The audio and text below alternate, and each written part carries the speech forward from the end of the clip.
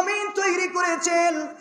হে জমিন, তোমরা জমিনকে জ্বলন্ত করতে চাও, আমি আল্লাহ সব দেখতেছি তোমরা কি গুনাহ করো।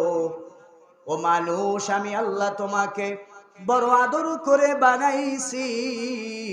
আল্লাহ রাব্বুল আলামিন মানুষকে কুন ফায়াকুন বইলা বানায় নাই। আল্লাহ রাব্বুল আলামিন আসমানকে কুন ফায়াকুন বইলা বানাইছে। আল্লাহ পাক সূর্য দেখতেছেন, সূর্যকে কুন ফায়াকুন বইলা বানাইছে। আল্লাহ পাক চন্দ্রকে কুন ফায়াকুন বইলা বানাইছে। আল্লাহ জমিনকে আল্লাহ পাক কুন ফায়াকুন বইলা বানাইছে। আল্লাহ পাক গাছ গাছালি কুন ফায়াকুন বইলা বানাইছে।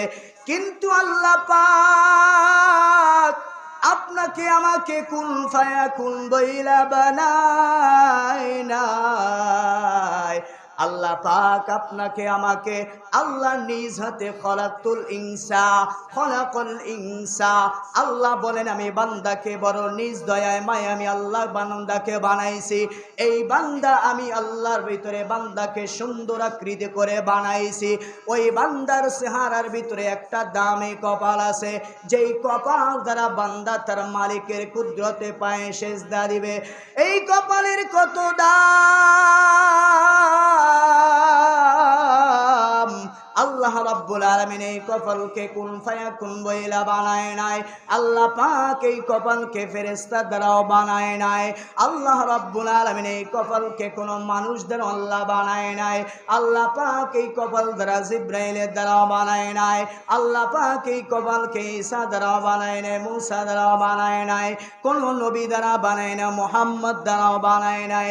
আল্লাহ বলেন আমি নিজের হাতের দ্বারা মানুষের কপাল তৈরি করেছি। এই কপাল দ্বারা মানুষ তার মালিকের কদমে সেজদা দিবে। মানুষ যখন ওই কপাল দ্বারা কদমে সেজদা দিবেন, আল্লাহ পাকের কাছে ওই মানুষটা বড় সবচাইতে বড় দামি হয়ে যায়। আল্লাহ রাব্বুল আলামিন বলে, রে বান্দা, তোকে আমি এত সুন্দর করে বানাইছি, তুই যদি আমার কুদরতি পায়ে সেজদা দিতে পারো, তুই যদি আমার কুদরতি পায়ে সেজদা দিতে পারো, আমি আল্লাহ তোকে জমানার ভিতরে সব চাইতে শ্রেষ্ঠ মানব বানিয়ে দিব।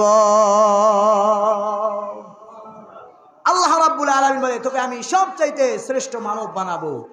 কারণ এই পৃথিবীর ভিতরে বহুত মানুষ আছে, আছে না ভাই? এই জোরে বলেন, আছে না নাই? আছে। সমস্ত মানুষের ভিতরে সব চাইতে শ্রেষ্ঠ হলো কারা? মুসলমান। জোরে বলেন, কারা?